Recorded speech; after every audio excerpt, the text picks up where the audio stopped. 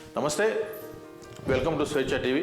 సూర్యాపేట జిల్లా హుజూర్ నగర్ పక్కనే ఆనుకొని ఉన్నటువంటి ఒక ఎర్రవరం అనే ఒక బాల ఉగ్ర నరసింహ అని చెప్పేసి ఇక్కడ ప్రసిద్ధిగాంచినటువంటి పండు స్వామి అని చెప్పేసి ఒక అబ్బాయి జరిగేది జరగబోయేది లేకపోతే ఒక వ్యక్తిలో ఉన్నటువంటి అతని సీక్రెట్స్ కూడా చెప్తుందని చెప్పేసి కొంత బాగా వైరల్ అయింది.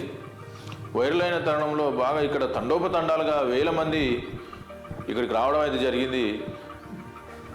ఇక్కడ వచ్చి దర్శించుకోవడం, మొక్కుకోవడం, కాணிకలు సమర్పించడం, ఇట్లాంటివన్నీ విరాళాలు లక్షల కోట్ల విరాళాలు కూడా ఇక్కడికి రావడం, ఇక్కడ చదివించుకొని పోవడం అయితే జరిగింది. ఇక్కడికి ఇప్పుడు ప్రజెంట్గా అయితే ఇక్కడ ఉన్నటువంటి పరిస్థితులను బట్టి వచ్చే వాళ్ళ తాకిడి అది చాలా తక్కువ అయింది. ఇక్కడికి వచ్చేవాళ్ళు ఎవరు లేకపోవడంతో విలవిల్లాడిపోతూ ఉంది.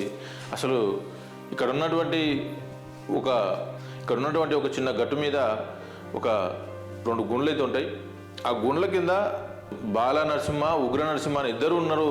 వాళ్ళిద్దరి యొక్క ఫోటోలు ఉంటాయని చెప్పేసి ఇక్కడ వాళ్ళు చెప్తా ఉన్నారు. మనం చూసిన దాని ప్రకారం ఏంటంటే ఒక పైన ఒక గుండు లాంటి ఒక ఆకారం ఉంటుంది. దాని పక్కన ఒక చిన్న రాయి ఉంటుంది. దీనిపై ఇంకో ఇదల పక్క ఒక చిన్న రాయి ఉంటుంది.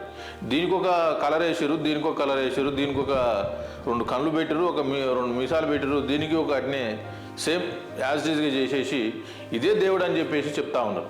చెప్తా ఉంటే ఇక మన వాళ్ళది ఎటుంటుందంటే భారతదేశంలో కానీ తెలంగాణ రాష్ట్రంలో కానీ ఇతర రాష్ట్రాల్లో కానీ ఎటుంటుందంటే ఓడన్నా దేవుడు వచ్చిండు లేకపోతే ఏదైనా చెప్తా ఉన్నాడంటే తండోపతండాలుగా వెళ్ళి వేలల్లో వెళ్ళి అక్కడ ఏం జరుగుతుందని తెలుసుకోకుండా, అక్కడ ఏమవుతుందని తెలుసుకోకుండా, అసలు ఏం జరుగుతుంది అక్కడ, అసలు వాస్తవా కాదా, అసలు మనం దాన్ని నమ్మాలా నమ్మొద్దా, అసలు దీని పరిస్థితి ఏందని చెప్పేసి ఏది తెలియకుండానే వెళ్ళి కానుకలు సమర్పించడం కానీ ఇంకేదన్నా కానీ వేల రూపాయలు పెట్టుకొని ట్రావెల్ ఖర్చులు పెట్టుకొని అయినా వెళ్ళి అక్కడ పోయి మనవులు దర్శించుకునే ప్రయత్నం అయితే చేస్తారు. అయితే నాకు ఒక మిత్రుని ద్వారా తెలిసిన ఈ విషయం. ఏమన్నాడు ఆయన, అమెరికాలో ఉన్నటువంటి ఒక పిల్లగానికి మాటలు వస్తున్నాయని చెప్పి, ఇదివరకు మాటలు రాకపోయేది ఆయనకు, మగవాడు, ఆయనకి ఇప్పుడు మాటలు వస్తున్నాయట, ఈ పిల్లగాడు చెప్పడం వల్లే మాటలు వస్తున్నాయని చెప్పేసి కూడా ఒక ఆయన నాకు మిత్రుడు చెప్పిండు. ఇది వాస్తవం అని చెప్పేసి చెప్పడంతో నేను కూడా అతను చెప్పే మాటలు విని నేను కూడా డైలామాలో పడిపోయినా, అసలు వాస్తవం కావచ్చునా, అసలు ఏం జరుగుతూ ఉంది ఇక్కడ అని చెప్పేసి కూడా తెలుసుకునే ప్రయత్నం అయితే చేసిన. అదంతా ఉత్తదే ట్రాష్, ఏం లేదు ఇక్కడ, ఏం లేదు. ఒక గుండు, దాని కింద అటొక రాయి ఇటొక రాయి, దాన్ని బ్యాలెన్స్ చేయడానికి ఆగిపోయినటువంటి గుండు, అది మట్టి పట్టి ఆగిపోయింది అక్కడ. దాన్ని వీళ్ళు వెలుగు తీసి దాంట్లో ఏంది వైకుంఠం కనిపిస్తుంది, ఇక్కడి నుంచి అది దోమితే ఇక్కడి నుంచి కొంచెం దోమితే వైకుంఠం వస్తుంది, వైకుంఠానికి మార్గం ఉందని చెప్పేసి కూడా చెప్తా ఉన్నారు. అంత అవుతుంది, వీటి వల్ల వచ్చేది లేదు, పోయేది లేదు, ఒరిగేది లేదు. ఒక మహిళ అయితే అక్కడ చెప్తా ఉన్నది, అసలు ఆమె చెప్పేదానికి నాకు ఏం అర్థం కాలేదు, అసలు ఏం చెప్తుందో కూడా అర్థం కాని పరిస్థితి ఎట్లా ఉంది. అసలు అట్లా ఎట్లా నమ్ముతారో నాకు అట్లా అర్థం కాలేదు. నాకు అక్కడ చూస్తే నవ్వు వచ్చింది. ఈ మాటలు ఎట్లా నమ్ముతున్నారు, ఆమె చెప్పేది ఏంది, వీళ్ళు ఎట్లా నమ్ముతున్నారు, దీన్ని ఏ విధంగా వీళ్ళు నమ్మశక్యమైనటువంటి విషయాలు ఇవి అని చెప్పేసి కూడా నాకు అనిపించిన సందర్భం అయితే ఉన్నది. మన వాళ్ళకి ఏం లేదు, ఏమైనా ఈ దేశంలో బాగా మూఢనమ్మకాలు విపరీతంగా పెరిగిపోతూ ఉన్నాయి. వీటికి సపరేట్గా మూఢనమ్మకాల నిర్మూలనకు ఒక ప్రత్యేకమైనటువంటి చట్టాన్ని తీసుకురావాల్సిన అవసరం అయితే ఉన్నది. కొన్ని రాష్ట్రాల్లో కూడా అది అమలవుతూ ఉన్నది. ఇతర దేశాల్లో కావచ్చు, వేరే రాష్ట్రాల్లో కావచ్చు, మూఢనమ్మకాల నిర్మూలన చట్టాలు కొన్ని ఉన్నాయి. అదేవిధంగా మన రాష్ట్రంలో కూడా మూఢనమ్మకాల నిర్మూలన చట్టాన్ని కూడా తీసుకురావాల్సిన అవసరం అయితే ఉన్నది. ఎందుకంటే ఈ మూఢనమ్మకాల బారిలో పడి చాలామంది నష్టపోతూ ఉన్నారు. చాలామంది వేల రూపాయలు వీళ్ళకు స్వాములకు అని చెప్పేసి, వీనికని చెప్పేసి ₹1000 పెట్టి నష్టపోతూ ఉన్నారు. వీళ్ళని చాలామంది మోసపోతూ ఉన్నారు. ఇట్లాంటి వాటిని మన రాష్ట్రంలో జరగకుండా తగిన చర్యలు తీసుకోవాల్సిన అవసరం అయితే ఉన్నది. మీకు ఇక్కడ జరిగేది ఏందో ఇక్కడ కూడా చూపించే ప్రయత్నం అయితే చేస్తా. అక్కడ అందరూ బంధువే అని ఒక పాట వస్తుంది, దానివల్ల కాపీరైట్ పడుతూ ఉంది. అందుకే నేను ఆమె ఏం చెప్పిందో మీకు చెప్పే ప్రయత్నం అయితే చేస్తూ ఉన్నా. ఏం చెప్తా ఉన్నది ఈమె, ఇక్కడ సులుకుపోట్లు వచ్చేటువంటి ఒళ్ళు నొప్పులు ఉన్నటువంటి ఒక మహిళ అయితే, ఒక సిస్టర్ అయితే ఉన్నది, ఒక చెల్లి అయితే ఉన్నది. ఆమె బయటికి రావాలి, బయటకు వస్తే ఆమె నేను ఎందుకు చెప్తా అని చెప్పేసి చెప్తా ఉన్నది. ఇంకేం చెప్తా ఉన్నదంటే, నీ పక్కింటి వాళ్ళు పావును చంపిరు, నాగరాజును చంపడం వల్లనే మీకు ఇలాంటి సమస్యలు వస్తూ ఉన్నాయి, ఆయన చంపిరు కాబట్టి ఇలాంటి సమస్యలు వస్తూ ఉన్నాయి, మీరు శాంతి చేయించుకోవాల్సిన అవసరం అయితే ఉన్నది మీ ఇంట్లో, లేకపోతే మీరు ఆ దోషానికి పరిష్కారం అయితే చూపించుకోవాల్సిన అవసరం ఉందని చెప్పేసి చెప్తా ఉన్నదా. చెప్తూ ఏమంటున్నది, మీరు ఇక్కడ మీరు ఇక్కడ ఉన్నారు అని చెప్పేసి చెప్తామంటే అలా అందరూ ఒకరి ముఖాలు ఒకరు చూసుకుంటున్నారు తప్ప అసలు ఆమె ఎవరో చెప్పట్లేదు. ఈమె చెప్పాలి కదా. ఇప్పుడు ఎవరు పలానా ఆమె అని చెప్పేసి ఆమె పేరుతో సహా నీకు తెలిస్తే, వాస్తవం అక్కడ ఏం జరిగిందో తెలిస్తే నువ్వు ఆమె పేరు చెప్పాలి. పక్కింటి వాళ్ళు చంపితే పక్కింటి వాళ్ళు చంపుతారు పాముని. వాళ్ళ ఇళ్ళకి పాము వచ్చింది చంపేసుకున్నారు. వాళ్ళు పాము వస్తే క్యాజువల్గా చంపేస్తూ ఉంటారు ఊర్లలో. వాళ్ళు పక్కనింటి వాళ్ళు చంపుకుంటే ఏమకేం సంబంధం? పొంతన ఉండదు, పోలిక ఉండదు. మన వాళ్ళు ఏం లేదు, గుడ్డిగా నమ్మేస్తారు. గుడ్డిగా నమ్మేసి ఇది వాస్తవమే అని చెప్పేసి. ఇంకా ఇంకోటి ఏంటంటే ఇక్కడ జరిగే విషయం ఏంటంటే, చూసారా మీ వీడియోలో చూస్తున్నటువంటి సందర్భంలో మంచి మంచి యువకులు, పిల్లలు, చదువుకున్నటువంటి మహిళలు, మంచి వెల్ ఎడ్యుకేటెడ్ పీపుల్స్,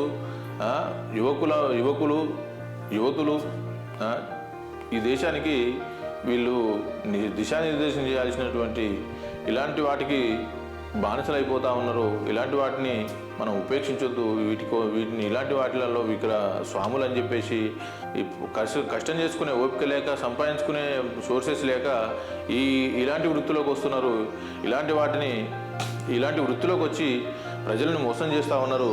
ఈ ప్రజల్ని మోసం చేసి వాళ్ళని ఆర్థికంగా ఇబ్బంది పెడతా ఉన్నారు. ఇలాంటి వాటి మీద చర్యలు తీసుకుంటే మంచిది. ఇలాంటి వాటిలో కొంత చైతన్యం కల్పించాలి, ప్రజల్లో చైతన్యం ఉండాలి. ఇలాంటి వాటిని ఎవరు నమ్మొద్దు అని చెప్పేసి, ఇలాంటి వాటిని ఏది నమ్మొద్దు అని చెప్పేసి కూడా మీకు తెలియజేస్తా ఉన్నా. ఇవి అంత ట్రాష్, అంత ఉత్తదే. ఇలాంటి వాటిలో ఎలాంటి నిజం ఉండదు, ఎలాంటిది ఉండదు. మీరు ఇలాంటివి చూసి మోసపోవద్దు. ఇలాంటివి చూసి అనవసరంగా వేల రూపాయలు నష్టపరచుకోవద్దు. అవి అలాంటి వాటిలలో వాళ్ళ కోసం ఏం పని లేక చేతగాక ఇలాంటి వాటికి వస్తారు తప్పితే ఇలాంటి వారికి ఎవరు రారు. వాళ్ళకి ఏం తెలియదు. తెలిస్తే వాడు ఎప్పుడు చస్తాడు, వాడు ఎప్పుడు పుడతాడు, వాడు ఎప్పుడు పుట్టిండు, వాడు ఎప్పుడు చస్తాడు, వాని రేపు ఏం జరగబోతుందో చెప్పాలి. వాడు లేదు రేపు ఫ్యూచర్లో ఏం జరుగుతుందో కూడా చెప్పాలి. వాళ్ళకు ఏం చెప్పరు, ఏదో ఊహించి చెప్పడం వల్ల మీరు ఇవన్నీ వాస్తవాలు